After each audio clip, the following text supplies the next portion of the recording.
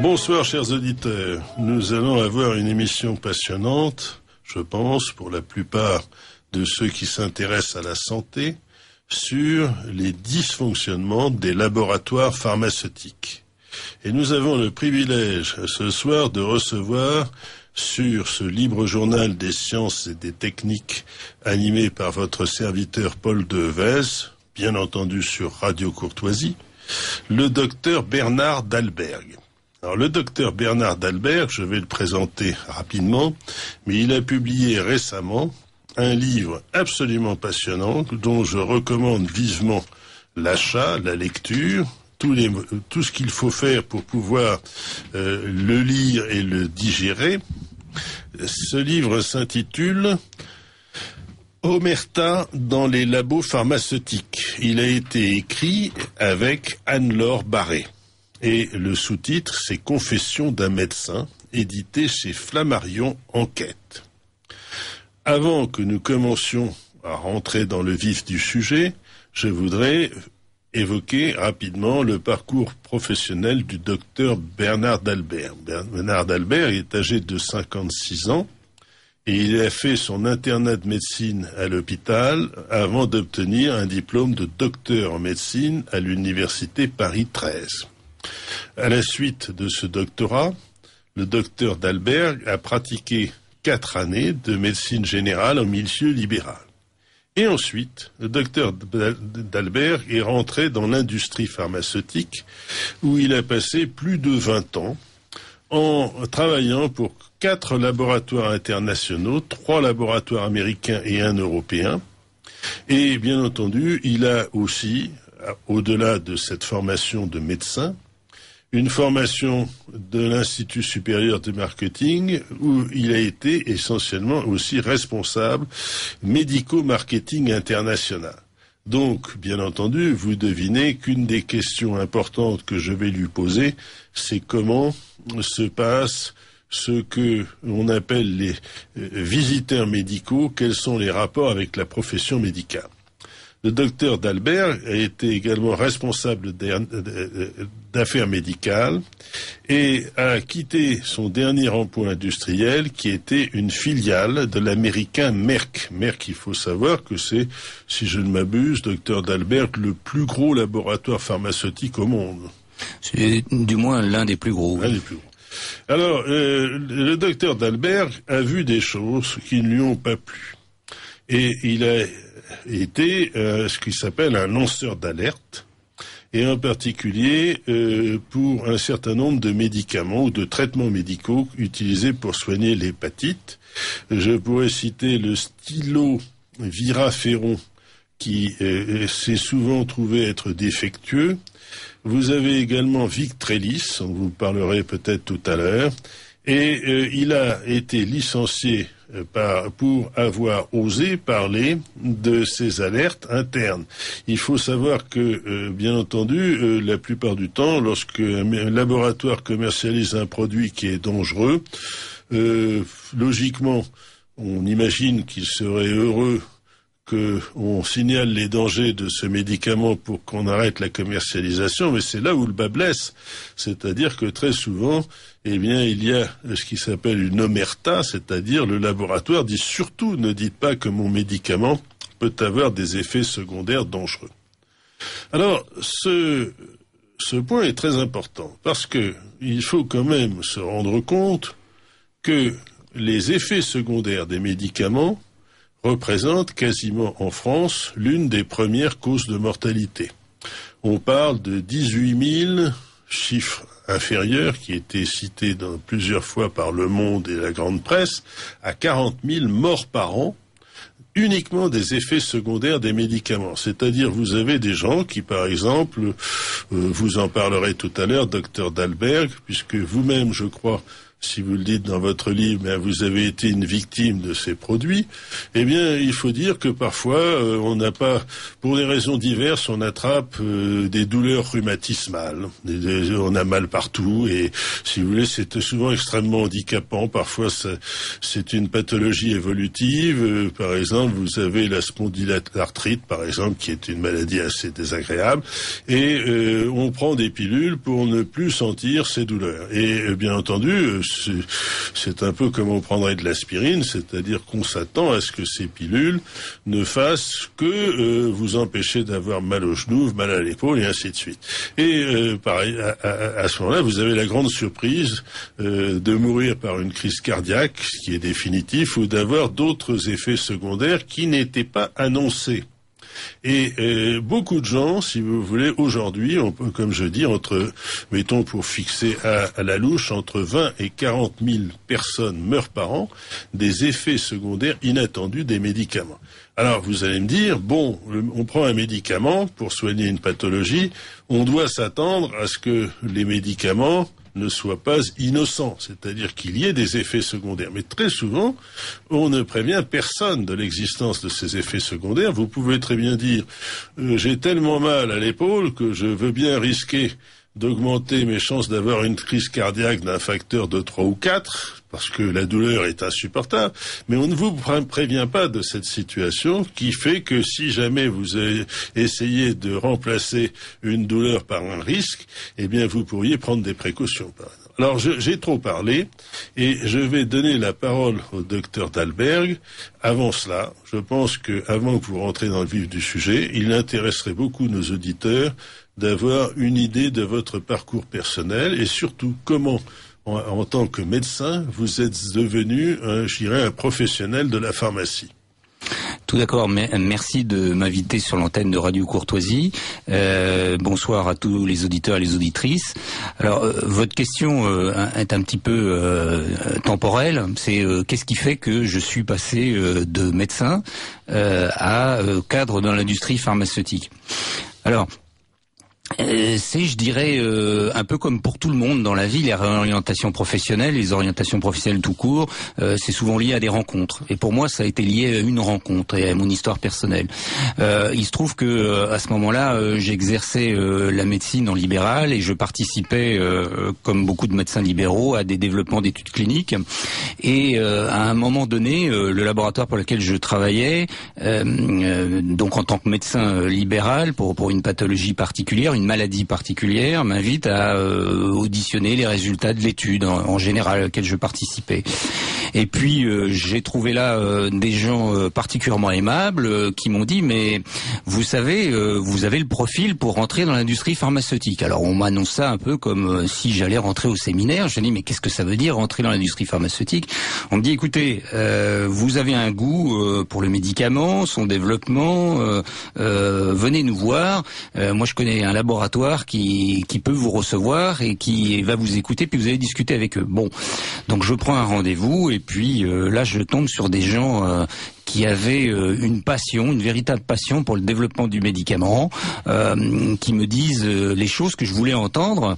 Et à cette époque-là, je comprenais pas, bien évidemment, qu'ils étaient passés maîtres dans l'art de la séduction et de l'utilisation des arguments pour convaincre.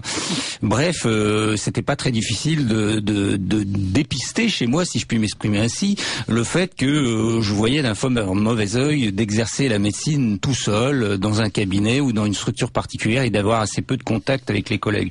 Je suis quelqu'un qui a par nature un besoin de travailler en groupe et là on me proposait de travailler dans un groupe et surtout l'argument qui a fait mouche c'est de dire vous savez en médecine vous allez sauver la vie à combien de gens par an? 1 ou 2 personnes. Mais si vous rentrez dans l'industrie, si vous concourez au développement d'un nouveau médicament, eh ben vous allez sauver des dizaines de milliers de personnes. Donc c'est ça qui a retenu mon attention et comme j'avais une histoire personnelle industrielle aussi avec ma famille, eh ben je suis tombé dedans un peu comme Astérix et Obélix. Donc vous estimez, docteur Dalberg, que ces gens-là vous ont abusé, c'est-à-dire qu'ils ont présenté une réalité irénique, c'est-à-dire un monde où les laboratoires, travaillaient essentiellement au bien public, et en vous disant que en travaillant pour ces laboratoires, vous allez concourir au sauvetage de milliers de personnes, alors qu'en tant que médecin libéral, vous allez soigner quelques grippes et vous vous retrouvez tout seul dans votre cabinet. Ils vous ont séduit, c'est bien cela. Oui, c'est exactement ça. D'ailleurs, toute industrie, je crois pas que ce soit lié uniquement à l'industrie pharmaceutique. Toute industrie a, pour vendre ses produits, parce qu'il faut bien prononcer le mot, même si ça concerne un domaine très particulier, parce que vendre des médicaments, c'est effectivement pas la même chose que de vendre des voitures ou des machines à café. La santé, c'est quelque chose d'important. Oui, j'ai été séduit par eux et leur langage et leur façon de séduire a fait que je suis tombé dedans. Alors, je veux dire que je le regrette absolument pas. L'industrie pharmaceutique a créé de nombreux médicaments utiles dans la marche de l'humanité pour améliorer sa santé. Ce que je veux faire ici, et ce que je veux que tout le monde comprenne, c'est que je suis pas ici un énième pourfendeur de l'industrie pharmaceutique. Je suis pas ici pour condamner, mettre au banc des accusés l'industrie pharmaceutique. Comme toute activité humaine, il y a eu des bonnes choses, et puis il y en a d'autres qui sont moins bonnes, ou je dirais parfois sinistre. Alors si on veut rentrer tout de suite dans le vif du sujet, l'industrie pharmaceutique a fait quand même fait faire des progrès immenses à la santé humaine. Tout le monde a oublié les dizaines de milliers de gens qui mouraient encore dans les années 60 du fait d'avoir une simple hypertension artérielle. Bon, la tension était trop élevée, et alors qu'est-ce qui se passait? C'est simplement un problème de plomberie. La tension trop élevée fait éclater les tuyaux dans le corps, et les tuyaux du corps sont les artères, ce sont tous ces vaisseaux. Et donc ça crée beaucoup d'infarctus, beaucoup d'accidents cérébrales, et les gens mouraient ou restaient dans une chaise roulante. Et puis un jour, l'industrie pharmaceutique, à partir de la fin des années 50, début des années 60, a commencé à inventer des médicaments qui pouvaient lutter efficacement contre la tension. Et au jour d'aujourd'hui, il y a une mortalité extrêmement réduite. Même chose, l'invention des antibiotiques, ça a été le deuxième secteur le plus flamboyant de l'industrie pharmaceutique. Avant, vous avez des gens qui mouraient de pneumonie, qui mouraient de bronchite, et puis on a inventé les antibiotiques, et maintenant il y a beaucoup moins de morts. Voilà. C'est exact, mais si vous voulez, il serait bon, lorsqu'on parle d'industrie pharmaceutique, de se souvenir que cette industrie est profondément différente depuis, mettons, 2000, de ce que c'était avant, c'est-à-dire dans la découverte et dans la mise au point des médicaments, il y a eu de grandes évolutions. Vous parlez des antibiotiques, tout le monde se plaint aujourd'hui qu'il n'y a pas d'antibiotiques neufs depuis des années. En particulier, beaucoup de médicaments la culture de l'invention de nouvelles molécules pour traiter des patients est un petit peu dépassée aujourd'hui, et peut-être que l'on pourrait évoquer également le fait que aujourd'hui les laboratoires pharmaceutiques, depuis à peu près une dizaine d'années, ont changé complètement de paradigme. C'est-à-dire le paradigme d'un laboratoire pharmaceutique aujourd'hui, ce n'est plus de faire de la recherche, c'est de commercialiser des médicaments qui ont été découverts par ces visiteurs médicaux à l'intérieur de congrès. L'essentiel de la recherche aujourd'hui a lieu à l'université, est-ce exact? Alors, oui, globalement c'est exact, mais il faut expliquer pourquoi.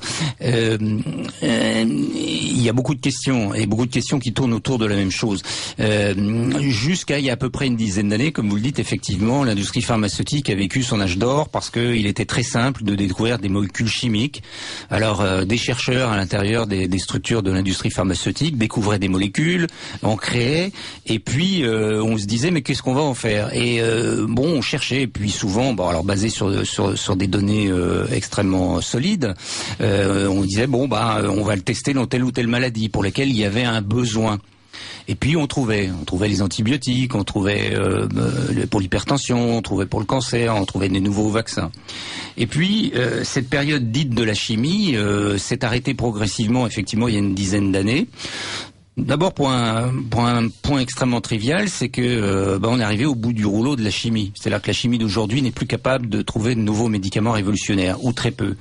Il y a plus d'une dizaine d'années, il n'était pas rare, et les chiffres sont facilement facilement découvrable si pour celui qui voudrait faire les recherches. Si on regarde, ne serait-ce que pour l'Agence française du médicament, qui autorise les nouveaux médicaments, il y a une dizaine d'années, vous aviez 20 ou 30 nouveaux médicaments autorisés par an. Au jour d'aujourd'hui, vous n'en avez plus que 3 ou 4, voire 4 ou 5. Mais est-ce que, docteur Dalberg, je rappelle que nous sommes sur Radio Courtoisie, oui. Nous recevons le docteur Bernard Dalberg pour son livre « Omerta dans les laboratoires pharmaceutiques, confession d'un médecin », édité chez Flammarion Enquête. Alors, je voudrais aussi dire que sur ces laboratoires pharmaceutiques, on peut dire quand même que l'évolution aujourd'hui n'est plus vers la découverte, elle est vers la commercialisation. Est-ce que c'est...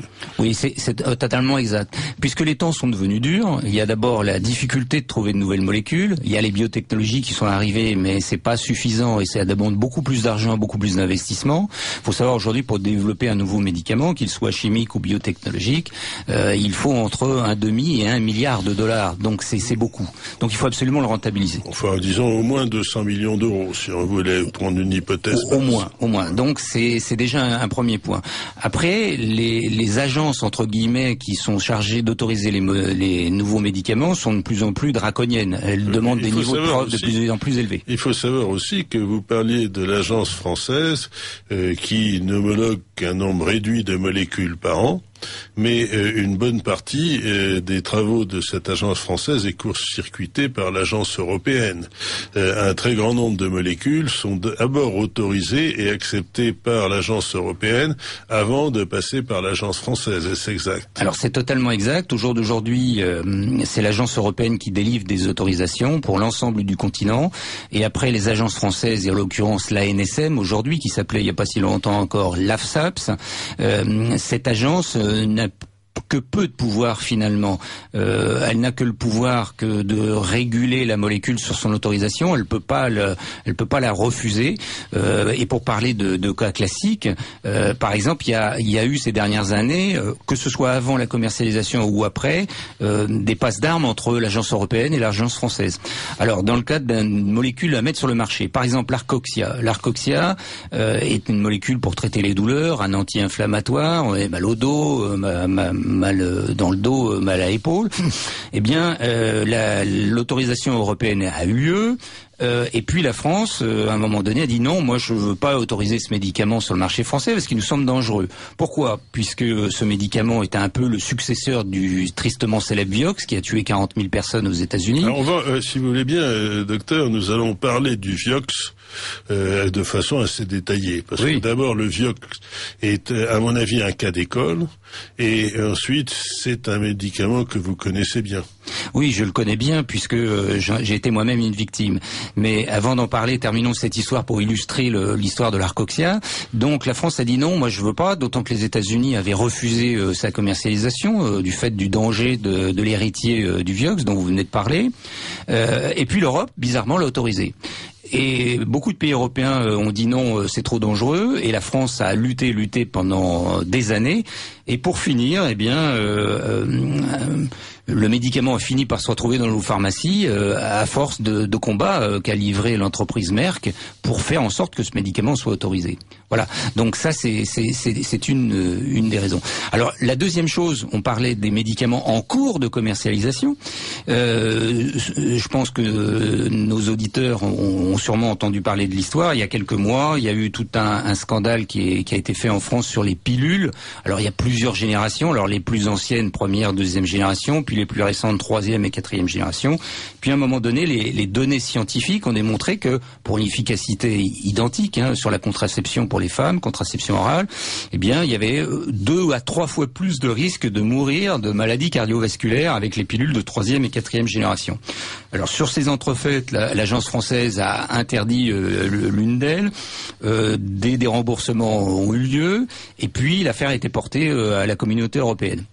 Et l'agence européenne, qu'on appelle EMA, Alors là, exceptionnellement, je parle anglais, European Medical Agency, donc l'agence du médicament de l'Europe, qui est basée à Londres, eh bien, a dit non, vous avez tort, nous vous demandons de remettre sur le marché cette molécule. Ce qui a lieu. Ce qui montre bien, par l'absurde, que ce soit pour un nouveau médicament ou un ancien dont on commence à cerner la dangerosité, eh bien, la France n'a malheureusement plus la capacité de faire la loi chez elle.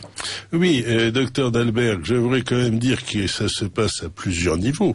Le premier niveau, c'est celui d'autoriser la commercialisation d'un médicament. Et comme vous l'avez dit, l'Europe a tendance à prendre complètement le pas sur l'Agence française du médicament. Mais la deuxième chose, c'est qu'une fois que l'autorisation est donnée de commercialiser ce médicament avec un prix qui est fixé, avec un remboursement éventuel partiel ou complet de la sécurité sociale suivant la gravité de la maladie correspondante, eh bien le médecin a toujours la liberté de le prescrire ou non. Et c'est là qu'intervient justement l'action des visiteurs médicaux. Le médecin pourrait très bien dire « Je suis informé que ce produit est en vente, je suis informé de sa toxicité, je ne le prescris pas. » Est-ce que je me trompe ? Alors, en fait, il y a deux choses à dire par rapport à l'excellente question que vous posez, qui est tout à fait centrale. C'est évidemment, puisque on sait que certains médicaments sont plus dangereux que d'autres, peuvent tuer plus que d'autres, peuvent donner plus d'effets secondaires que d'autres, pour une efficacité attendue identique. Donc, tant qu'à faire, autant prendre celui qui est le mieux toléré, celui qui vous créera le moins de problèmes. Bon, comment est-ce possible que malgré tout, il soit prescrit ? D'abord, je vais dire une chose tout à fait simple, c'est à partir du moment où un médicament est autorisé par les autorités, en l'occurrence européennes puis françaises, je vois pas pourquoi un médecin ne le prescrirait pas. Pour qu'il ne le prescrive pas, il faudrait qu'il se pose des questions. Et se poser des questions en médecine, c'est compliqué. C'est-à-dire que vous avez un médicament, si vous voulez vraiment savoir ce qu'il y a sous le capot, un peu comme pour les voitures, il faut lire pendant des heures, des jours parfois, toutes les études cliniques, analyser finement, sortir la calculette, et puis voir si vraiment ce qu'on vous raconte est vrai. Donc ça, c'est dur. Et d'autre part, il faut aussi savoir que ces études cliniques sont souvent, utilisons un mot très fort, trafiquées. Alors, trafiquer, oui, mais il faut définir le terme trafiquer. D'abord, malheureusement, et alors c'est pas le cas le plus habituel. Mais il faut savoir que ça existe quand même. Il y a eu des affaires qui ont défrayé la chronique. Il y a souvent des études qui sont trafiquées au sens littéral du terme, c'est-à-dire que certains malades, les effets secondaires ne sont pas reportés, ils ne sont pas saisis, ou quand ils existent, ils sont évacués par des comités de revue d'études cliniques qui travaillent avec les industriels, avec des leaders d'opinion, qui sont les leaders d'opinion. Ce sont des grands médecins, les sachants, ceux qui savent. Donc ça, c'est la première possibilité. Et puis la deuxième, c'est la façon dont les résultats sont présentés. Alors, je ne vais pas rentrer trop dans les détails techniques qui feraient mal à la tête à tout le monde et qui obligeraient tout le monde à sortir sur l'aspirine, ce qui serait quand même le comble. Il y a, vous voyez, un exemple tout bête. Ces études ne représentent pas les vrais malades de la vraie vie. Pourquoi ? Alors on appelle ça des biais. Pourquoi ? Parce que les malades sont sélectionnés. L'industriel peut tout à fait, puisque c'est lui qui décide du développement de son médicament, peut décider d'utiliser les patients dont il sait qu'ils répondront le mieux au médicament et exclure ceux qui risquent de moins répondre ou d'avoir le plus d'effets secondaires. Donc ça biaise complètement la pertinence des résultats des études. Et à l'arrivée, on vous donne des chiffres, on vous dit écoutez, ce médicament est efficace à X%, qui vous paraît raisonnable, mais en réalité c'est un sous-groupe. Et pire encore, quelquefois, je pense qu'on en parlera tout à l'heure sur un cas pratique, vous avez des résultats qui sont présentés pour une sous-population. C'est-à-dire, on vous dit, voilà, imaginons que 10 000 malades ont été traités dans ces études, on va vous prendre les 5 ou 6 000 qui ont le mieux répondu, et puis on vous dit, regardez, ça marche à 90-100%. Sauf qu'on oubliera de vous dire, mais si on prend toute la population, ça ne marche qu'à 20 ou 30%, parce qu'il y en a certains qui répondent mal. Et notamment, les personnes âgées, les gens qui ont des insuffisances cardio-respiratoires, les gens qui ont déjà des pathologies qui font que, dans la vie pratique, on ne sait pas très bien comment le médicament va marcher. Je rappelle que nous sommes sur Radio Courtoisie et nous recevons le docteur Bernard Dalberg pour son livre écrit avec Anne-Laure Barré, Omerta dans les labos pharmaceutiques, Confession d'un médecin, édité chez Flammarion Enquête. Alors, docteur Dalberg, moi je voudrais aussi mentionner un livre qui appuie votre propos, qui est le livre tout à fait passionnant de John Virapen, que vous connaissez bien. Et ce titre de ce livre est encore plus violent que celui du vôtre, c'est Médicaments, effets secondaires, la mort. Alors c'est préfacé et c'est un livre traduit de l'anglais avec des notes du professeur Philippe Even. Et ce livre est un best-seller mondial avec comme sous-titre « Les laboratoires nous trompent ». Alors la personne qui a écrit ce livre a été lui-même un grand personnage de l'industrie puisqu'il a été le directeur de Lilly, qui est un grand laboratoire pharmaceutique. Et cette personne a en particulier analyse un des produits qu'il connaît bien, qui est le Prozac. Et il dit que, en particulier, le Prozac a été mis au point, présenté avec des études qui, soi-disant, faisaient intervenir 11 000 patients, et qu'en réalité, le nombre total de patients mis dans l'étude est de 300. Il dit aussi plus tard dans son livre que toutes les études cliniques présentées par les laboratoires sont fausses, c'est-à-dire qu'elles sont, comme on avait dit, trafiquées. Alors je pense que ce terme, ces paroles sont peut-être un peu excessives, mais si vous voulez, c'est ce qu'il dit en tout cas. Et bien sûr, sur ce point, il faut dire quand même que les études cliniques sont des études qui servent à vérifier l'efficacité d'un médicament, mais ces études ne sont pas toujours complétées par des études de toxicologie, des études de suivis médicaux qui font intervenir les effets secondaires qui sont souvent négligés. Alors, ça veut dire quand même qu'il y a une très forte pression qui est faite par les laboratoires pharmaceutiques pour que les produits qui sont mis au point reçoivent la fameuse AMM, l'autorisation de mise sur le marché. Et donc, une fois que cette AMM a lieu, est-ce que les laboratoires sont toujours parfaitement honnêtes pour les effets secondaires des médicaments qu'ils vendent ? Alors là, vous posez la question essentielle à la compréhension pour nos auditeurs, parce que c'est pas évident. On est en train de leur dire, en gros, un message assez simple. Méfiez-vous, de temps en temps, il y a des médicaments qui sont pas ce qu'ils disent. Ils sont peut-être pas aussi efficaces, ils sont peut-être plus dangereux qu'ils ne le disent. Alors, d'abord, est-ce que c'est fréquent ? Mon expérience me tente à dire que non, ce n'est pas fréquent. C'est pas la majorité des médicaments qui sont actuellement sur le marché. Je parle de efficacité et dangerosité. Après, on peut parler d'autres types de problèmes avec des médicaments qui apportent pas mieux que les autres, mais qui font au moins aussi bien. Bon. Donc parlons de ceux qui posent réellement problème. D'abord, je pense que c'est pas la majorité. Ensuite, pourquoi c'est possible ? Parce que des gens vont se dire, mais qu'est-ce qu'ils nous racontent tous les deux là ? Ils nous disent que des médicaments qui sont étudiés par des grands maîtres, des sachants, des leaders d'opinion, avec des études cliniques qui sont bien contrôlées par les agences, que ce soit aux États-Unis ou en Europe, qui sont passés à la moulinette, entre guillemets, par des experts pour leur autorisation. Comment se fait-il dans ce cas-là que de temps en temps quelques-uns passent à travers la moulinette ? Pour comprendre que c'est possible, parce que c'est ignoble, il faut comprendre comment le médicament est autorisé. Et là, je pense qu'il y a beaucoup de gens qui vont tomber de leur chaise, donc rester assis. C'est lié entièrement à l'honnêteté de l'industriel.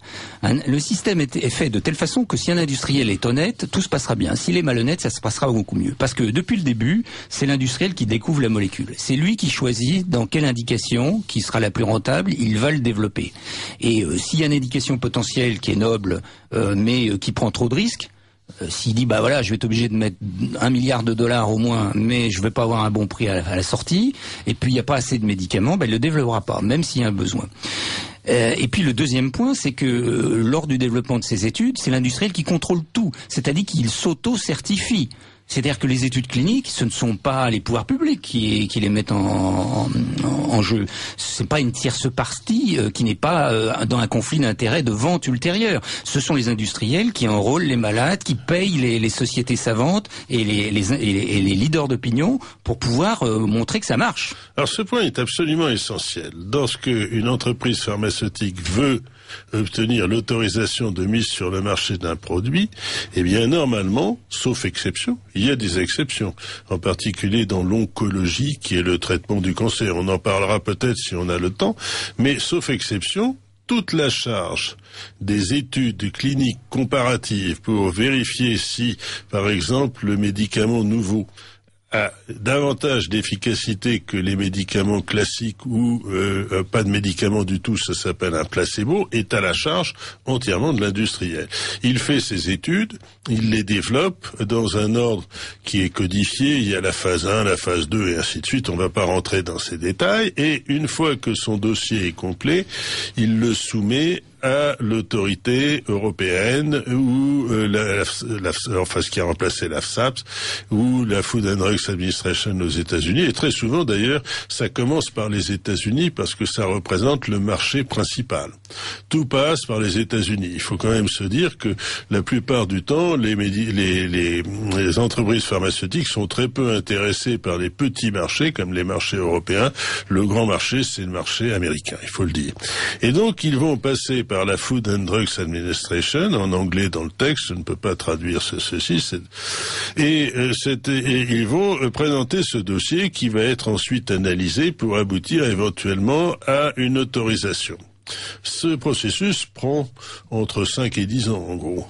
Parfois beaucoup moins. Parfois moins, ça dépend. Et alors, dans certains cas, on se pose des questions. Vous avez des exemples où les autorisations de mise sur le marché ont été extraordinairement rapides. On appelle ça, oui, le fast track en américain, et ça veut dire processus accéléré. Oui. Alors bon, et parfois lorsque on est sur une voie rapide, fast track en anglais, eh bien il y a parfois des raisons qui sont pas toujours avouables, bien entendu. C'est-à-dire qu'on soupçonne que certains médicaments aient pu bénéficier d'un raccourci en quelque sorte à cause de pressions parallèles en quelque sorte. Mais néanmoins, ça prend un certain nombre d'années. Et normalement, si le processus est bien mené dans un monde idéal, tout se passe bien. C'est-à-dire qu'on a démontré que le médicament était efficace et on le met sur le marché. Mais a-t-on eu le temps de mesurer tous les effets secondaires ? Eh bien, la réponse est non. Pourquoi ? Parce que dans ces études cliniques qui sont sous la responsabilité et le contrôle, je dirais presque régalien, puisque c'est eux qui payent, qui sortent le demi-milliard de dollars et parfois plus pour assurer la charge du coût du développement. Comme c'est eux qui payent, ils contrôlent tout. C'est-à-dire qu'ils engagent les sociétés de monitoring, ou ce sont qu'est-ce que c'est les sociétés de monitoring ou leurs propres moniteurs, c'est-à-dire que c'est l'interface entre le laboratoire et les médecins qui testent les nouveaux produits, les nouveaux médicaments avec les malades.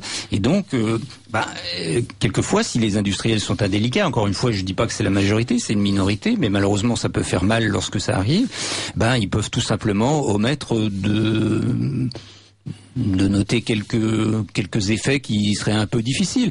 Et puis après, il y a aussi toute l'analyse à la fin, une fois que la base de données, c'est là tous les chiffres qui sont sortis, qui ont été pris pendant toutes ces études, qui peuvent parfois durer plusieurs années, ces chiffres sont parfois interprétés ou moulinés, entre guillemets, dans un sens qui est plus favorable que défavorable. Et puis parfois, hélas, effectivement, il y a des effets secondaires qui sont passés sous silence, qui sont rayés de la carte, et les agences ne les voient jamais. Donc voilà où est le problème. Et il y a eu certains grands scandales. Oui, mais là, avant qu'on parle des scandales, la vraie question, c'est est-ce que ces études également sont transparentes, c'est-à-dire est-ce que les données brutes sont toujours disponibles ? Alors il faut savoir que les données brutes sont accessibles à ce qu'on appelle un comité de revue scientifique, où ce sont des grands leaders d'opinion internationaux qui connaissent.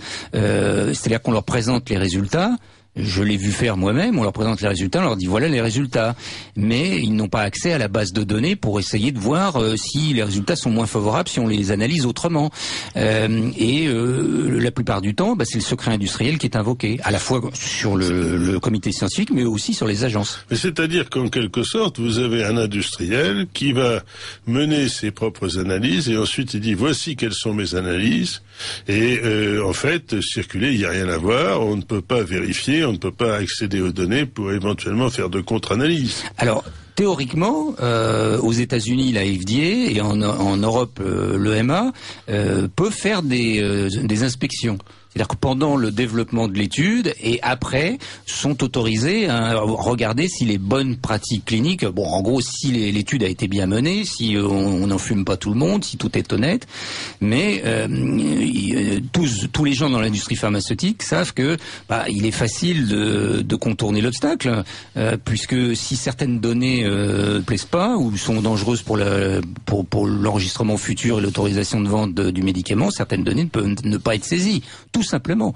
Alors donc là, tout le monde aura compris, j'espère, en nous écoutant tous les deux, que finalement, c'est pas quelque chose d'indépendant. La validation d'un médicament, c'est quelque chose qui est complètement sous la mainmise de l'industriel. Quand celui-ci est honnête, tout se passe bien. Et il y a dans l'histoire de la pharmacie, du développement de l'industrie pharmaceutique, il y a certains très grands médicaments qui étaient annoncés comme des blockbusters, c'est-à-dire des médicaments qui allaient rapporter beaucoup d'argent et qui allaient avoir un intérêt thérapeutique énorme dans des maladies comme l'Alzheimer ou autres, ou le sida.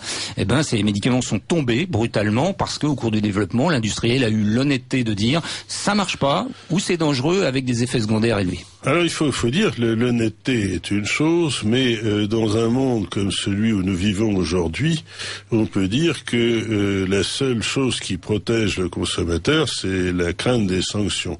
Alors quelles sont les sanctions possibles pour un laboratoire? Les seules sanctions possibles qui existent sont celles des plaintes des utilisateurs lorsqu'ils ont constaté, par exemple, que des effets secondaires étaient présents, qu'il y avait des décès inattendus. Et je rappelle le chiffre que je donnais en début d'émission, entre, mettons, 18 000 chiffres bas cités par la grande presse et 40 000 morts par an en France des effets secondaires des médicaments. Donc c'est une des premières causes de mortalité, il faut quand même le dire. On parle beaucoup des 3 000 morts des accidents de la route, mais lorsque vous avez 18 000 morts répertoriés des effets secondaires des médicaments, bien ça mériterait qu'on s'y intéresse davantage. Mais ceci étant, le problème c'est que si un laboratoire trompe véritablement le public, eh bien, il peut être amené à verser des compensations à la suite des procès qui lui seront faits. C'est quasiment la seule menace qui existe réellement. C'est la seule menace, et c'est une menace qui existe depuis récemment, et pas partout sur la planète, essentiellement aux États-Unis. Il faut savoir que les Américains avaient une confiance aveugle, comme nous, sur le médicament, sur l'honnêteté des industriels, ce qui est vrai pour la plupart d'entre eux. Et puis, au carrefour des années 2000, ils ont été confrontés à pas mal de gros scandales. Et en particulier sur ce que John Virapene décrit dans son best-seller mondial sur son expérience des médicaments, sur les antidépresseurs. Ça a commencé par là, aux États-Unis, puisqu'il avait été démontré avec des commissions d'enquête américaines que les études cliniques avaient été truquées, bidonnées, et qu'on avait masqué beaucoup d'effets secondaires pour lesquels il y a eu des plaintes massives avec des passages à l'acte violents. Et puis il y a eu quelque chose qui a donné le coup de grâce, c'est le crash du Vioxx aux États-Unis. Je voulais juste mentionner encore une fois le livre extraordinaire de John Virapene qui s'intitule Médicaments, effets secondaires, la mort. Les laboratoires nous trompent, c'est un best-seller mondial édité au Cherche Midi. Alors, John Virapene était l'ancien directeur général du laboratoire pharmaceutique Lilly.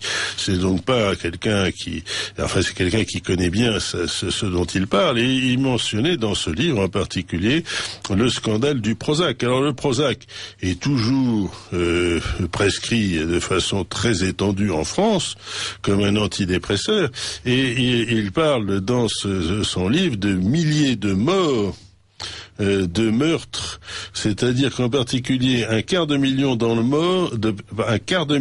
personnes dans le monde, un quart de million, c'est 250 000 personnes dans le monde ont fait une tentative de suicide consécutive à la prise de Prozac.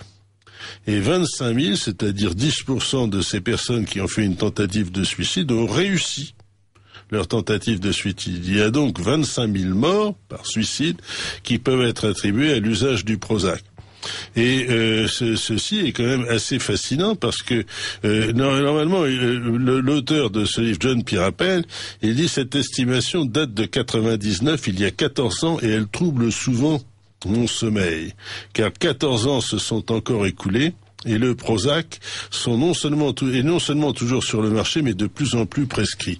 Alors, voilà un exemple. Le Prozac, et ce livre le décrit explicitement, qui est pris par des quantités de gens, et qui a provoqué des dégâts secondaires absolument phénoménaux, et néanmoins, il se passe rien, en quelque sorte. Alors, la question, c'est est-ce que le laboratoire a été parfaitement honnête dans la mise sur le marché de ce médicament?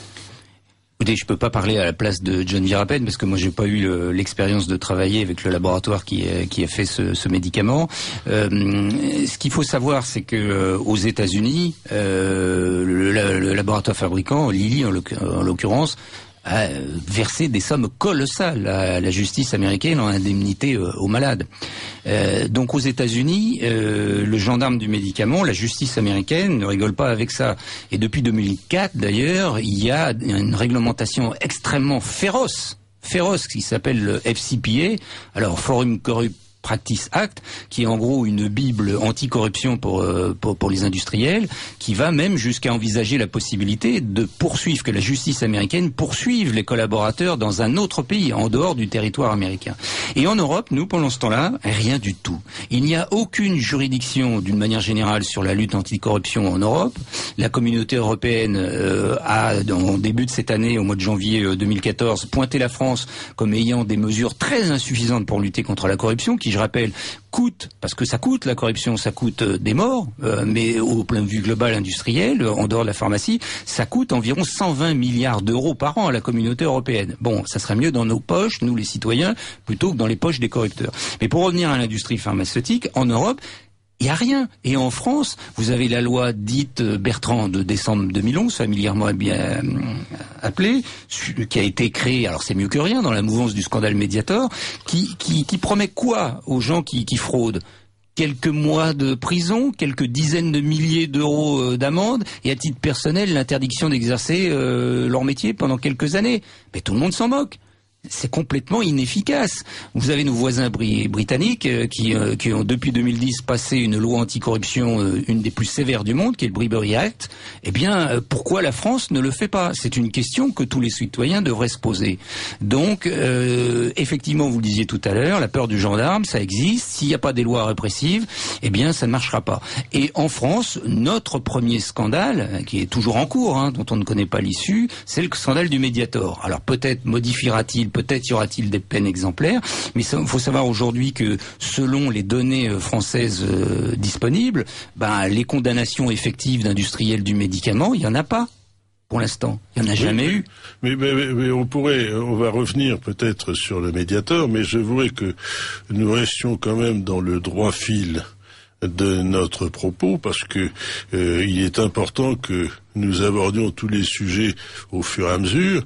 Vous veniez de dire que, en fin de compte, l'industrie pharmaceutique assume toute la responsabilité de la certification des produits qu'elle met en vente. Évidemment. Et ensuite, il n'y a pas de vérification autre que des vérifications de dossiers qui sont faits par l'industrie pharmaceutique, c'est-à-dire que, sauf exception notable, et je pense que cette exception, ça veut dire que ça ne se passe jamais, il n'y a jamais d'association des agences à des études cliniques en cours, autrement que par un comité de suivi qui est composé de personnes qui sont embauchées en quelque sorte par l'industriel pour pouvoir certifier que les choses se sont bien passées. C'est bien cela. C'est malheureusement ça. Alors c'est un peu à la hache ce qu'on est en train de dire, parce que c'est pas tout à fait exact à 100%. C'est d'autant plus vrai que depuis quelques années, en Europe tout du moins, c'était le cas déjà aux États-Unis depuis longtemps, nombre de nouveaux médicaments se voient. Alors c'est pas par hasard que le terme a été choisi. Notifier un plan de gestion des risques. Ça veut bien dire l'arrière-pensée des pouvoirs publics européens. C'est-à-dire que quand un médicament est autorisé, il y a un plan de gestion des risques et qui inclut souvent de faire une ou plusieurs études complémentaires, et notamment pour surveiller non seulement l'efficacité, mais aussi les effets secondaires. Parce que au moment où les médicaments sont mis sur le marché autorisé, il faut savoir que il y a 10 à 20 000 personnes qui ont été traitées. Et parfois, vous avez des médicaments qui sont des médicaments de masse, qui sont prescrits à plusieurs millions, voire de dizaines de millions de personnes à travers l'Europe, et c'est un problème statistique pur, vous avez un effet secondaire mortel ou grave qui apparaît à partir de 100 000. Et donc on ne le voit pas dans le développement initial. Et donc il est très important de le suivre. Et le gros problème, c'est que la façon de le suivre, ça s'appelle la pharmacovigilance. La pharmacovigilance, c'est une vraie passoire, parce qu'on sait qu'on a entre 1% et 10% dans le meilleur des cas qui sont remontés. Donc lorsqu'il y a 2 ou 3 morts dans la pharmacovigilance, qu'elle soit en France, en Europe, j'en parle même pas, puisque la pharmacovigilance européenne, ça va faire bondir tout le monde. Elle n'existe pas. Sur le papier, la base de Dract, elle s'appelle comme ça. Elle n'existe pas. Il n'y a rien dedans. C'est creux. Et ce que je dis est vérifiable à tout moment par tout le monde. Vous avez qu'à vous brancher sur le site européen de l'EMA, l'Agence européenne du médicament. Vous verrez que dans la base de Dract, vous pouvez chercher les effets secondaires d'un médicament. Vous pouvez toujours courir. Alors donc, il faut rester sur les pharmacovigilances nationales. Et les pharmacovigilances nationales, pour des tas de raisons qu'on peut débattre ici, parce que c'est quand même central, pourquoi les médecins remontent pas les effets secondaires? Pourquoi c'est pas traqué? Quand il y a 2 morts dans la pharmacovigilance, il se peut très bien qu'il y en ait 20 ou 200. Oui, mais en même temps, il faut se rendre compte que les médecins ne sont pas toujours très prompts à répertorier les effets secondaires des médicaments, parce que si ce sont eux qui les ont prescrits, ils ont quand même une certaine responsabilité. C'est-à-dire qu'en même temps, il faut quand même dire que beaucoup de médecins se plaignent, à juste titre, semble-t-il, de l'augmentation massive des assurances qu'ils sont obligés de prendre. Ce n'est pas aujourd'hui la tradition en France. La tradition en France n'est pas la suivante, c'est-à-dire si vous allez vous faire soigner par un médecin d'une grippe et si ça ne marche pas, vous n'attaquez pas le médecin en justice. Mais aux États-Unis, les procès ont lieu pour à peu près n'importe quoi. Donc en fin de compte, les gens s'étonnent en disant oui, regardez, on va payer la consultation, combien c'est 32 € en France. Bon, mettons 32 € pour un généraliste, je ne suis pas certain à quelques euros près. Heureusement pour moi, je ne vais pas souvent chez le médecin, mais bon, c'est de cet ordre. Et puis aux États-Unis, si vous allez voir n'importe quel généraliste, ça sera 200 € facilement. Bon, alors $200, mettons, c'est un peu moins.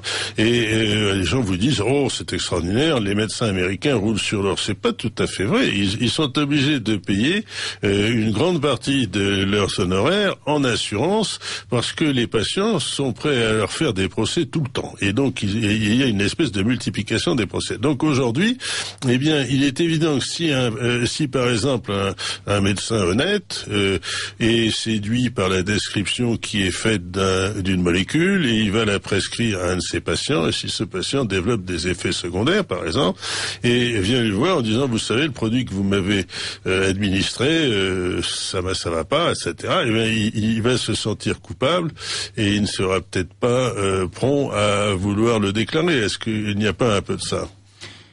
Il y a un peu beaucoup de ça, et mon expérience quand j'ai été pendant toutes ces années du côté industriel, c'est que les médecins, pour cette raison, puis pour d'autres aussi, qui sont liés aussi à la complexité des processus, rechignent souvent à déclarer les effets secondaires, même parfois, hélas, quand ils sont graves, parce que ça leur prend aussi beaucoup de temps. Parce que vous appelez un centre régional de pharmacovigilance. Il faut savoir qu'en France, il y a une dizaine de centres régionaux de pharmacovigilance qui sont là pour récolter, écouter tous les remontées d'effets secondaires. Les médecins, lorsqu'ils en ont eu une fois l'expérience, qu'ils ont passé la journée, et qui, pendant cette journée-là, faut bien qu'ils bossent, et puis c'est normal d'ailleurs que les centres régionaux de pharmacovigilance demandent tous les détails, demandent toute l'histoire clinique, savoir comment le problème est arrivé. Donc c'est extrêmement complexe, ça demande beaucoup de temps. Il y a beaucoup de médecins qui renoncent. Puis il y a aussi cet aspect légal, c'est de dire à partir du moment où vous mettez votre nom en bas de la copie pour dire écoutez, oui, le malade à qui j'ai prescrit ce médicament a failli le tuer, c'est une preuve légale qui reste quelque part dans la nature. Ouais, non, c'est grave. Et alors il y a beaucoup plus grave encore. Et c'est une raison que j'ai connue personnellement. Vous avez certains industriels délicats, parce qu'il n'y a pas que les centres régionaux de pharmacovigilance qui compilent les données des effets secondaires des médicaments. Il y a aussi les laboratoires eux-mêmes qui sont habilités à le faire. Et moi j'étais dans un laboratoire, je m'occupais d'un médicament qui s'appelait le Viraferon-Peg, pour lequel j'avais lancé une alerte parce qu'un médecin nous avait attiré l'attention sur le fait que de temps en temps ce médicament sous forme de stylo injecteur n'injectait pas du tout le médicament, pas ou peu le médicament. et à l'insu du malade, et pour une maladie qui est potentiellement mortelle, qui s'appelait l'hépatite C. Et puis j'ai joué tout cela loyalement à l'intérieur de l'entreprise. Je me suis dit bon, on va lancer l'alerte, on va essayer de modifier ce stylo. Et puis mal m'en a pris parce que ça a été une cause de mon licenciement, bien entendu, avec d'autres. Mais ce qui a été absolument extraordinaire, c'est que le jour où la presse a été informée de ce scandale, parce qu'il faut pas appeler ça autrement, eh bien le laboratoire a été convoqué par l'agence du médicament le soir même. Et ils ont reconnu, et tout ça est facilement vérifiable sur Internet, vous branchez sur le site de l'ANSM, vous voyez très bien qu'en février 2012, ils ont reconnu qu'ils avaient oublié, je dis bien oublié, de signaler 254 blocages. Donc le stylo était bloqué, mais c'est pas grave, si ça se bloque, ça injecte pas et donc ça soigne pas le malade pour une maladie, en l'occurrence, qui est potentiellement mortelle. Donc c'est extrêmement compliqué la pharmacovigilance. Il ne faut pas croire que tout ce qu'on vous dit à la radio ou à la télé, quand vous avez quelqu'un qui arrive en disant attendez, alors, on nous dit qu'il y a des effets secondaires sur tel ou tel médicament ou vaccin, c'est très rassurant, on a regardé dans la pharmacovigilance, il y a 5 ou 6 cas, 2 ou 3 cas mortels, une dizaine de cas d'effets secondaires graves. Donc c'est le bruit de fond normal. Puis ça serait arrivé aux gens si ils n'avaient pas pris le médicament. Mais tout ça ne prend pas en compte le fait que la pharmacovigilance est une passoire. Oui, mais ça veut dire en quelque sorte que tout est fait pour que ces effets secondaires ne soient pas répertoriés. En fait, l'expérience peut être faite. Je dirais d'abord, il faut, avant que nous continuions notre exposé, il faut que nous donnions des conseils aux auditeurs. Et les conseils que je donne aux auditeurs, c'est extrêmement simple. C'est-à-dire, ne vous mettez pas sous la coupe de qui que ce soit en position d'autorité. Vous devez en permanence être capable de vérifier si cette personne est bien un dépositaire légitime d'une autorité réelle. Donc si vous avez un médecin qui vous dit, par exemple, prenez tel médicament, rien n'empêche, avec les moyens d'aujourd'hui, de vérifier sur Internet, d'avoir la notice des médicaments sur Internet, de voir tous les effets secondaires, de lire la notice et de se renseigner. Alors il faut quand même se dire que les effets secondaires, ce n'est pas quelque chose d'hypothétique. La plupart du temps, les médecins vous diront bon, ces effets secondaires, c'est négligeable, ça n'arrive jamais. Mais si vous avez un effet secondaire sur 1000, vous pouvez être très bien la personne qui va être victime de cet effet secondaire. Et là-dessus, on a véritablement une vision très, je dirais, à l'eau de rose de ce que ça peut être. Mais le vrai problème, c'est que là, vous allez nous parler, je pense, du Vioxx. Le Vioxx, qui est un anti-inflammatoire, très souvent, vous avez une pathologie qui peut être pénible, invalidante, et on vous dit prenez ça, mais sans pour autant que vous soyez réellement informé du fait que vous courez un danger de mort ou que vous risquez, vous remplacer un inconvénient par un risque grave.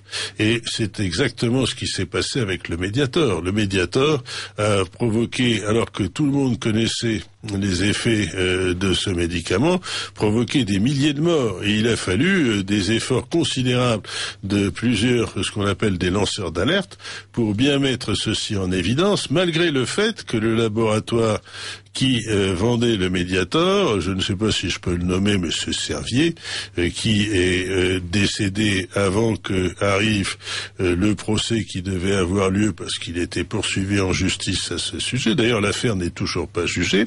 Mais donc le laboratoire prétendait, et là je suis obligé de mentionner, que le nombre de morts attribuables au Mediator était combien? 2, 3, enfin un nombre très faible, alors que d'autres personnes allaient jusqu'à prétendre qu'il y en avait des dizaines de milliers. Bon, on peut laisser à la justice le soin de trancher, mais néanmoins, il y a un certain nombre de cas qui sont indiscutables, qui ont été répertoriés, analysés, et là, vous vous rendez compte que la volonté des laboratoires va toujours dans le même sens. C'est un peu lorsque vous allez chez un commerçant. Vous payez avec un billet de 20 €, par exemple, et par exemple, vous avez 12 € de dépenses et on va vous rendre 7 €. Vous dites, attendez, le compte n'est pas bon. Effectivement, la personne dit, oh là là, je me suis trompé, je vous rends 1 €. Mais ça n'a jamais lieu dans l'autre sens. C'est-à-dire, j'ai jamais vu un commerçant qui me rendra 10 € alors qu'il devait me rendre 8. Si vous voulez, c'est quand même assez systématique, et je n'ai jamais vu dans tous les documents que j'ai eus sur tous les laboratoires, un seul laboratoire réellement admettre sa responsabilité dans ce genre de choses, si ce n'est que dans certains cas, il préfère anticiper les jugements en retirant le produit du marché. C'est ce qui a été fait pour le Vioxx, par exemple. Mais je pense que dans ce cas-là, c'est la panique lorsqu'on retire un médicament. C'est-à-dire qu'on craint vraiment que ça provoque des milliards de dollars d'indemnités. Mais c'est ce qui a été le cas dans le scandale du Vioxx. Pour faire simple, le Vioxx c'était un médicament anti-inflammatoire pour lutter contre les inflammations, le mal de dos, le genou, l'épaule. Et à un moment donné, brutalement, fin 2004, on apprend que ce médicament, qui était un blockbuster mondial, c'est-à-dire un succès absolument colossal, il faut colossal. Parlons pour les gens qui nous reprochent d'utiliser des termes anglais. Un blockbuster, c'est quelque chose, mettons, on pourrait appeler ça un produit à casser les briques. Ouais, c'est à peu près ça, et disons qui génère des bénéfices absolument considérables. Alors certains médicaments ont engendré des bénéfices qui se chiffrent à 10, 20, 30 milliards de dollars sur des périodes même relativement courtes, parce qu'il faut savoir qu'au bout d'un certain temps, eh bien, ça tombe dans le domaine des génériques, et ces médicaments dits entre guillemets blockbusters, eh bien, comme le Vioxx, ce sont des médicaments sur lesquels la survie parfois des sociétés qui les vendent repose. Absolument. Et dans ce cas-là, le retrait brutal a eu lieu tout simplement parce que des épidémiologistes aux États-Unis, attirés par certaines publications scientifiques qui démontraient qu'on avait un risque accru de mourir de maladies cardiaques, cardiovasculaires, ont commencé un petit peu, exactement comme ça s'est passé pour le Mediator, n'ont pas cru ce qu'il y avait dans la pharmacovigilance officielle qui disait il y a rien, il se passe rien, circuler, il n'y a pas de mort, il n'y a pas d'effet secondaire.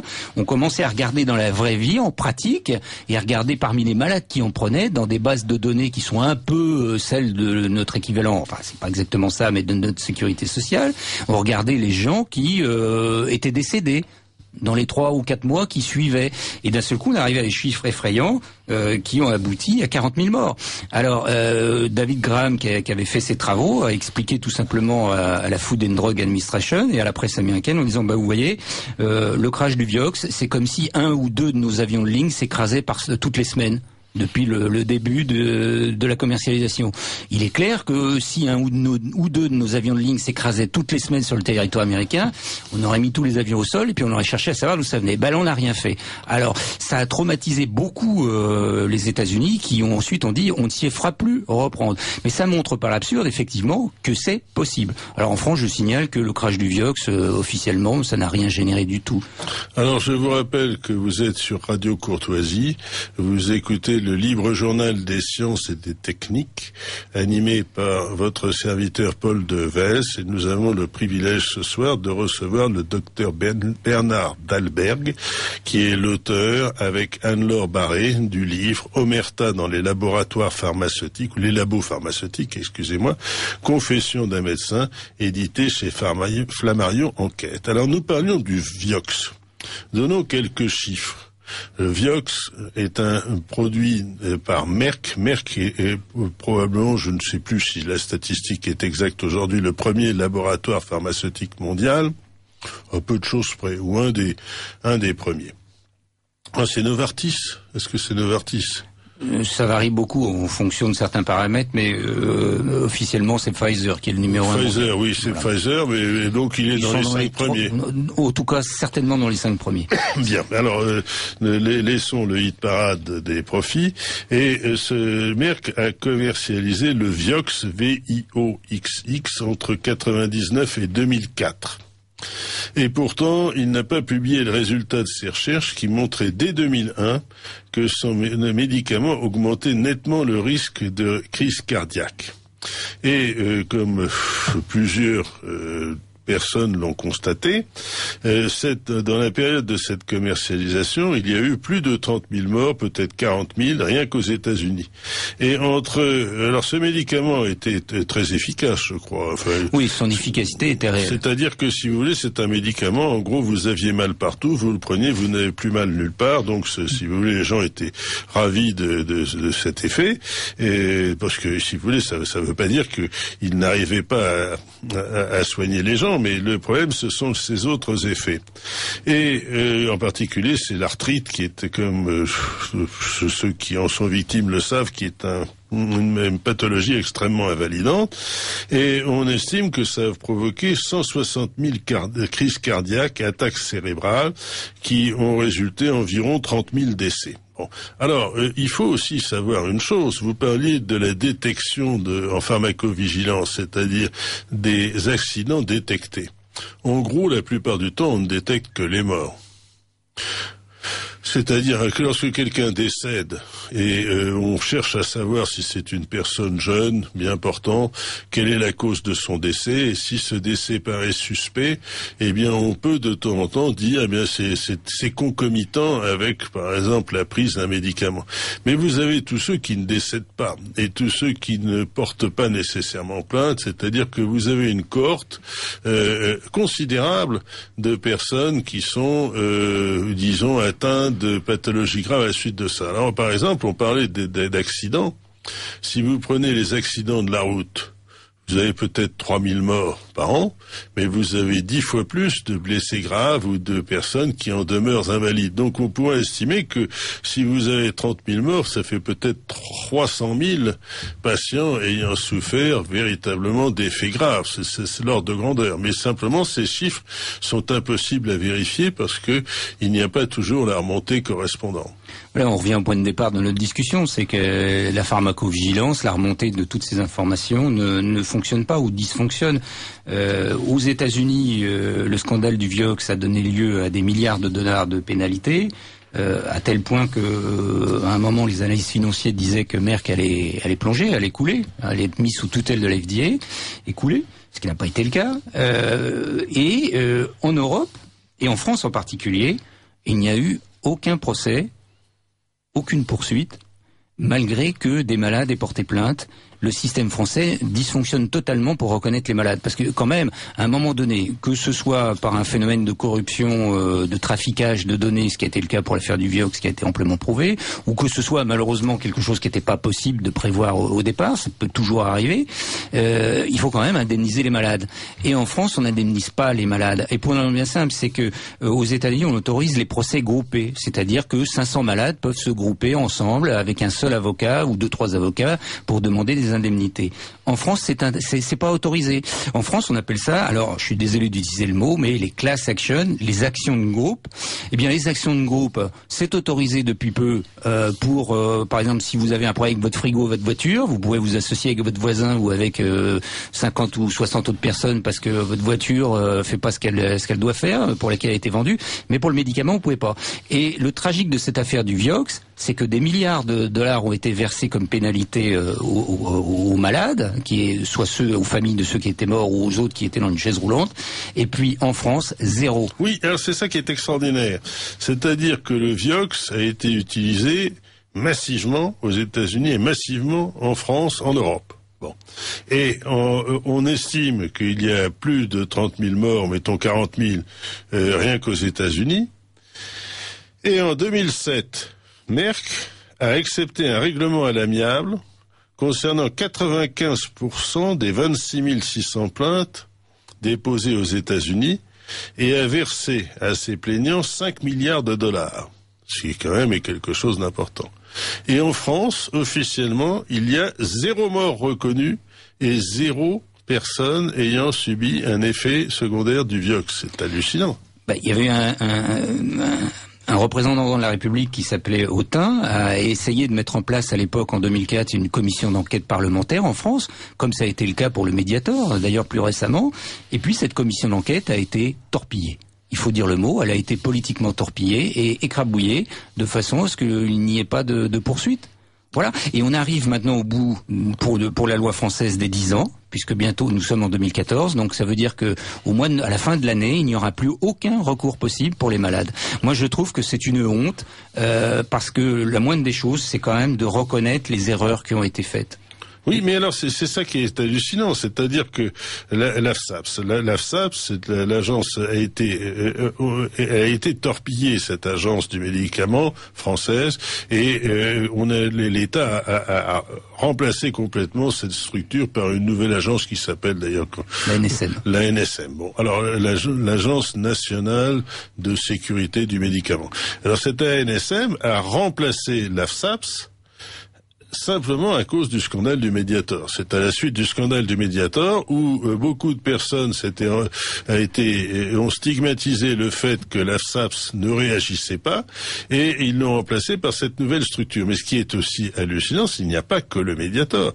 C'est-à-dire le Vioxx, ça a causé 30 000 morts certains et 40 000 probablement aux États-Unis et probablement en France quelques milliers. Absolument, puisque 20 millions d'Américains en avaient pris, 2 millions en France.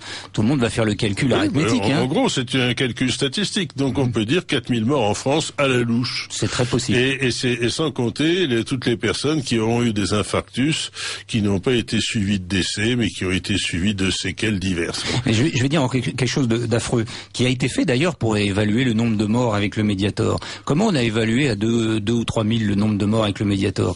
Tout simplement en utilisant autre chose que la pharmacovigilance, en regardant dans les bases de données de l'assurance maladie. Faut savoir que de manière confidentielle, bien entendu, l'assurance maladie, c'est tout de nous tous. C'est-à-dire qu'à partir du moment où vous faites prescrire un médicament, où vous faites rembourser, on sait que vous avez eu de ce médicament pour telle durée, telle dose, tout est su.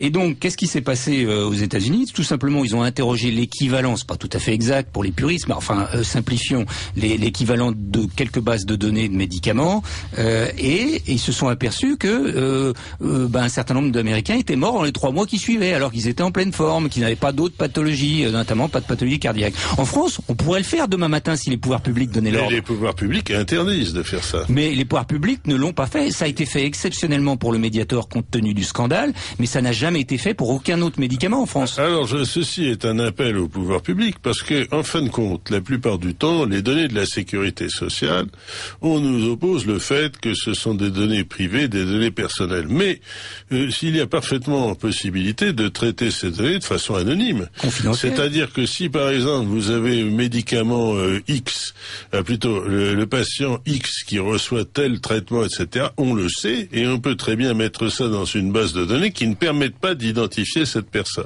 Et ensuite, à partir de ça, faire toutes sortes d'études épidémiologiques qui montreraient que cette personne a eu toutes sortes d'effets secondaires qui viennent, par exemple, de tel ou tel produit. Parce que c'est en général très difficile à démontrer. Les relations de cause à effet ne sont pas simples non plus. C'est pas quelque chose d'évident. Mais vous avez parfois beaucoup de coïncidences, c'est-à-dire vous avez des personnes qui sont vaccinées, par exemple, on en parlera tout à l'heure, par le garde asile, et qui, d'un seul coup, très peu de temps après, développent une sclérose en plaques. Tiens, c'est curieux, c'est des personnes jeunes, etc. Comment ça peut se faire? Bon, à ce moment-là, les gens disent il y a une relation de cause à effet évidente, mais parfois, ça met des années à se mettre en place, et ce n'est pas toujours évident. Mais toutes les recherches épidémiologiques sur cette base de données de l'assurance maladie, sont interdites sauf exception. N'est-ce pas un scandale? Sauf exception, pourquoi? Puisque à la fois les gens qui peuvent donner l'ordre, c'est qui? L'ANSM, l'Agence nationale de sécurité du médicament, peut le demander. Mais qui est le patron de la sécurité sociale en France? C'est le pouvoir politique. Il n'y a que le pouvoir politique qui peut le donner. Donc le pouvoir politique l'a donné devant l'ampleur du scandale du Mediator, mais ne l'a pas donné pour le Vioxx ou pour tout un tas d'autres médicaments. Parce que là, effectivement, on risque de trouver des corrélations. Alors par contre, quelquefois, devant un scandale naissant, les pouvoirs publics donnent cette autorisation. Et récemment, je pense que nos auditeurs ont dû entendre parler de ça à un moment ou à un autre, le Gardasil, qui est un vaccin un peu destiné à prévenir le cancer du col de l'utérus pour les femmes. Là, je vous interromps tout de suite, parce que le Gardasil, c'est un gros morceau de notre émission, et je voudrais qu'on y consacre, qu'on consacre une bonne partie de la deuxième partie de cette émission, qui va s'interrompre dans une dizaine de minutes pour l'interruption médiane au garde d'asile. Donc ça, pour toutes les personnes qui ont des jeunes filles, des jeunes enfants, des filles et parfois même des garçons, eh bien, je pense que beaucoup d'entre elles ont fait l'objet de pression de leurs médecins ou des pouvoirs publics pour être vaccinés par le garde d'asile qui protégerait contre le cancer de l'utérus. Alors je n'ai qu'un seul message à ces personnes, surtout ne le faites pas. Mais ça, c'est une opinion personnelle. Mais docteur Dalberg, vous pourrez donner un avis plus médical et basé sur des données épidémiologiques dans la deuxième partie de cette émission. Alors, chers auditeurs, eh bien, si vous êtes intéressés par le garde d'asile, attendez la deuxième partie de l'émission. Nous y passerons le temps qu'il faudra. Mais en attendant, si vous voulez, nous avons beaucoup parlé de l'industrie pharmaceutique et je voudrais qu'on suive, on revienne un peu sur le plan de base de notre propos. Vous aviez parlé, docteur Dalberg, de votre expérience personnelle. Comment vous êtes devenu, disons, un professionnel de la pharmacie tout en étant médecin? Et si vous voulez, vous avez parlé également de l'autorisation de mise sur le marché des médicaments qui présuppose que les industriels sont honnêtes. Alors ce présupposé est très optimiste à mon avis. Néanmoins, à partir du moment où vous avez un médicament qui est mis sur le marché, eh bien, on est à une situation de commercialisation. Et ce que beaucoup de personnes reprochent, en particulier à ce qui s'appelle les visiteurs médicaux, c'est que vous avez une horde de personnes qui jouent le rôle de commerciaux et qui cherchent à vendre le produit à tout prix. Est-ce que, si je dis ça, c'est une exagération ? Mais comme toute entreprise commerciale qui cherche toujours à vendre ses produits. Et le médicament n'y fait pas exception. Ceci dit, je dois dire d'entrée de jeu une chose. C'est que, évidemment, au cours de mon métier, essentiellement de fonction de siège, j'ai côtoyé pendant de nombreuses années, à de nombreuses occasions, beaucoup de visiteurs médicaux. Il y a eu beaucoup d'émissions, des livres qui ont pointé du doigt la responsabilité inique sur les visiteurs médicaux, sur le fait que ce soit eux les grands responsables, qu'on prescrive tout et n'importe quoi. Je voudrais dire ici quelque chose.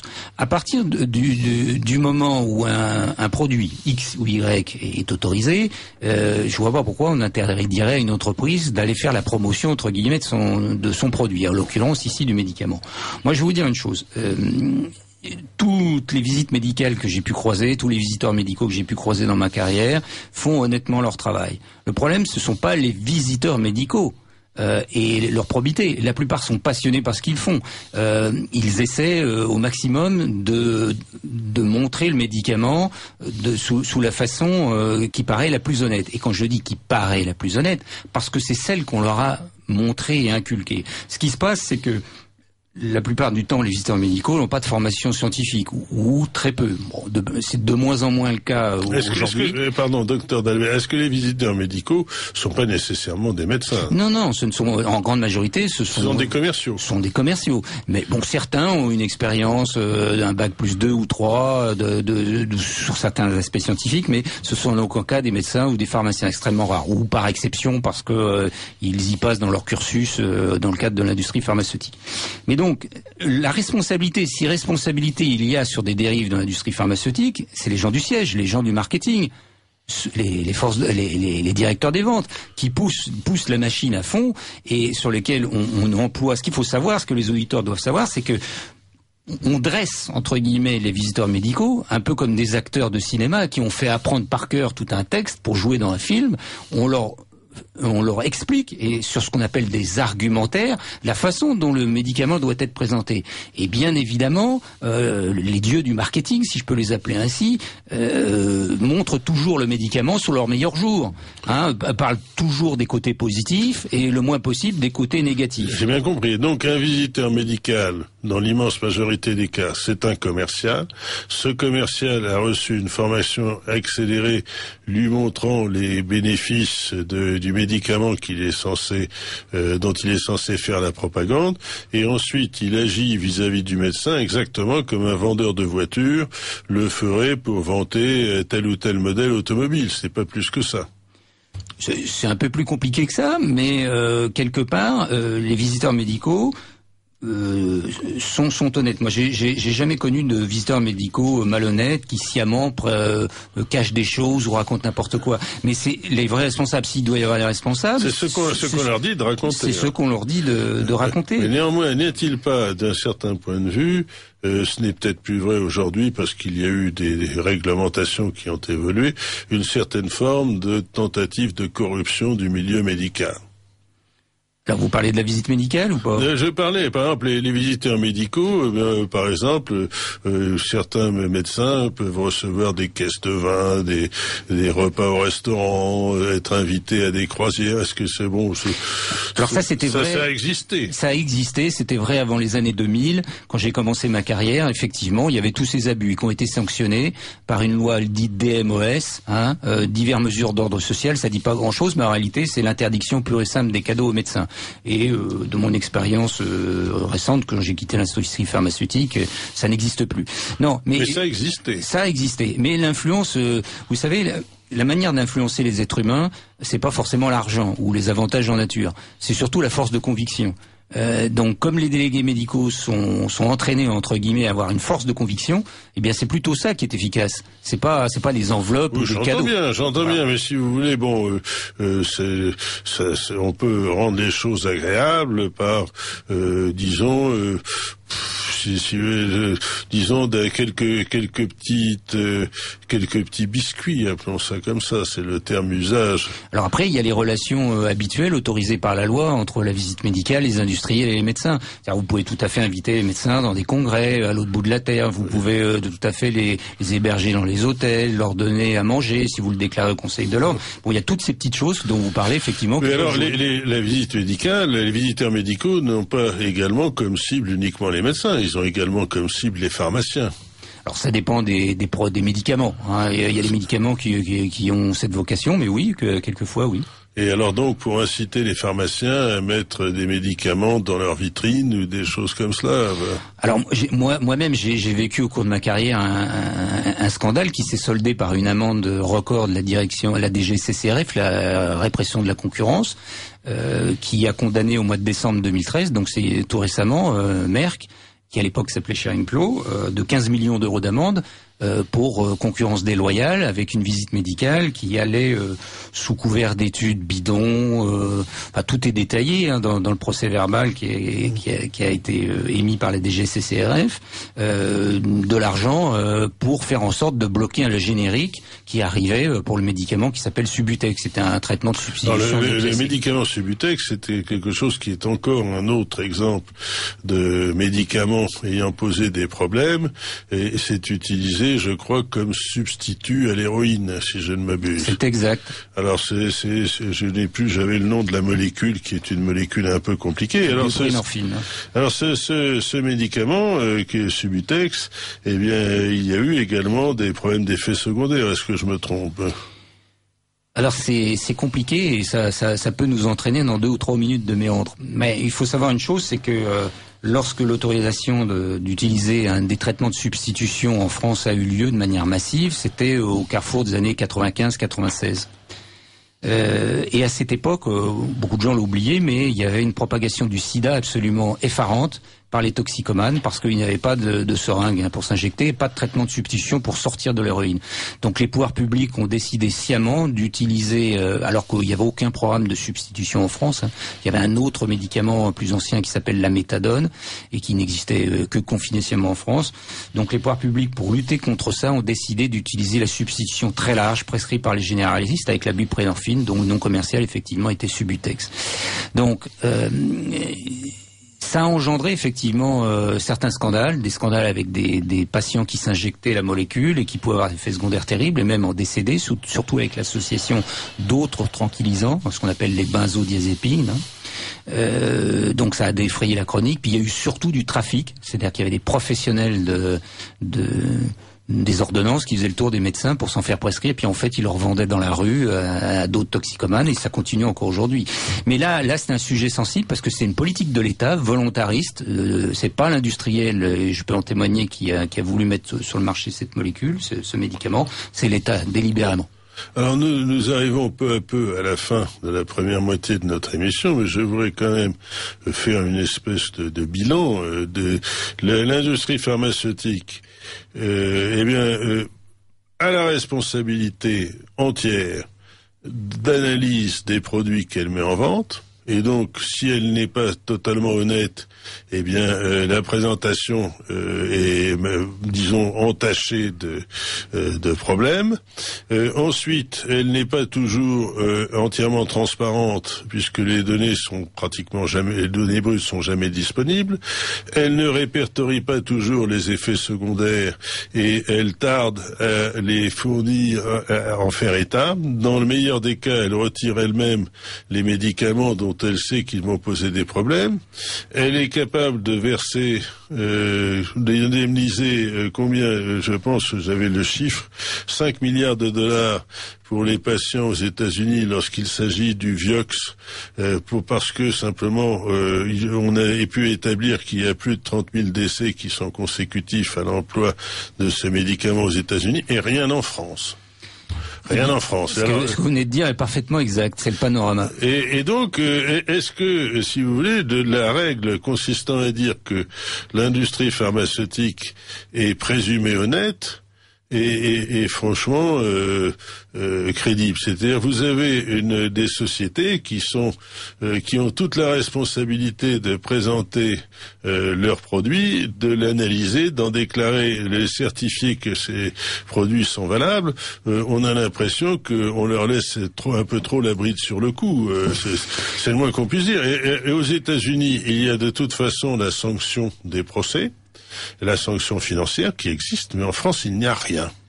Et le manque de réaction de l'AFSAPS pour l'affaire du Mediator, où il n'a absolument pas réagi malgré toutes les alarmes qui ont été faites, et le manque de réaction de la même AFSAPS vis-à-vis du Vioxx est quelque chose d'absolument effarant. C'est-à-dire que ce sont des agences de médicaments qui ne réagissent pas, qui laissent passer des médicaments extrêmement toxiques, qui ne font pas attention à leurs effets secondaires et en gros qui ne disent rien.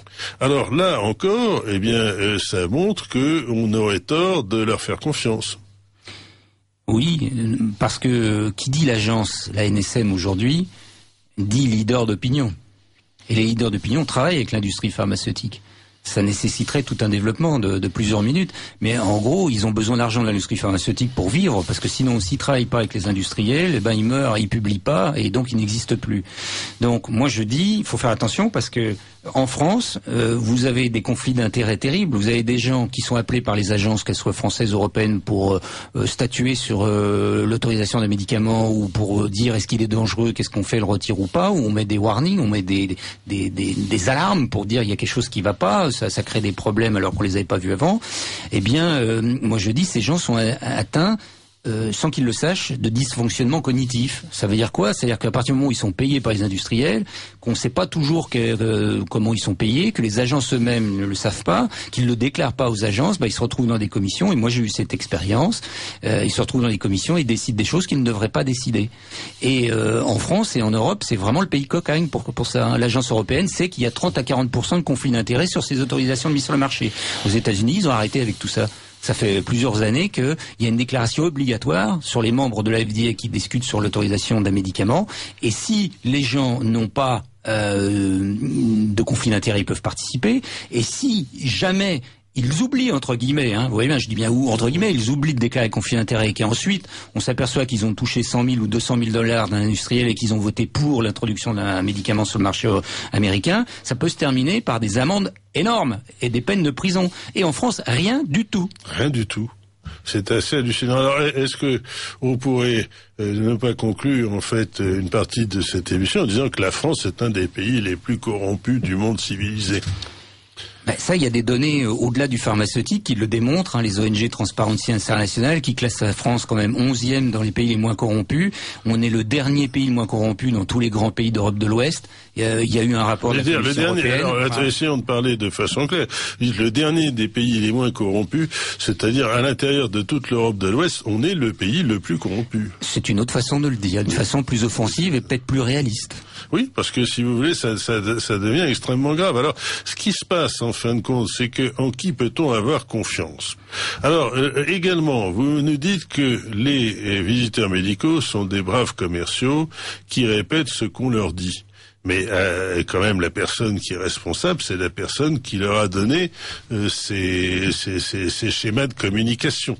Et alors, dans ce cas-là, on retombe encore sur la même chose. C'est le laboratoire pharmaceutique qui définit ces schémas de communication et qui leur dit, écoutez, allez présenter ce médicament en disant que c'est la panacée et que les effets secondaires sont négligeables, etc., etc. Et les médecins, finalement, disons, sont complices en quelque sorte. C'est-à-dire qu'ils ne mettent pas toujours en jeu la crédibilité de ce qu'on leur raconte. C'est-à-dire que, vous allez dire que parfois vous avez des médecins qui se rendent compte qu'on leur raconte en fait des fariboles, n'est-ce pas?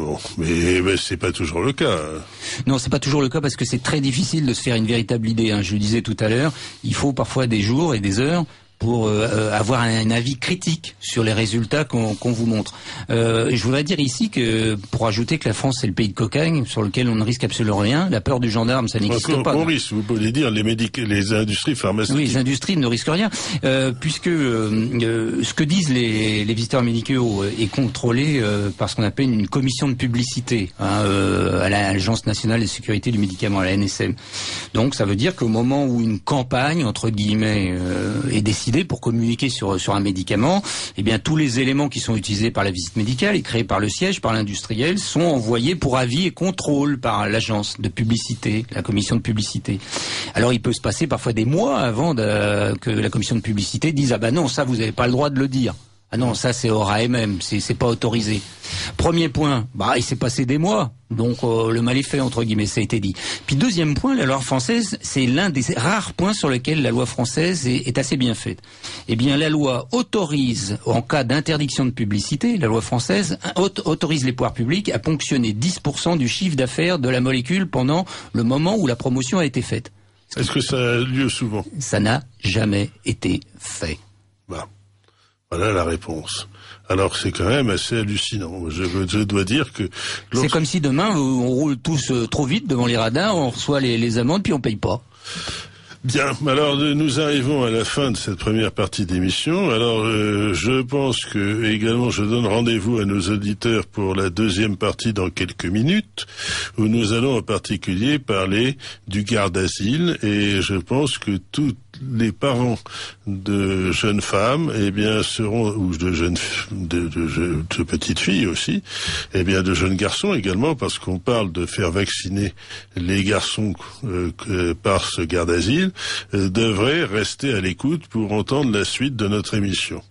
Mais je vous remercie, docteur Dalberg. Franchement, vous nous avez éclairé sur la situation des laboratoires pharmaceutiques. Je rappelle le titre de votre ouvrage, Omerta dans les labos pharmaceutiques, confession d'un médecin chez Flammarion Enquête. Et nous avons encore beaucoup de choses à dire. Nous vous donnons rendez-vous dans quelques minutes.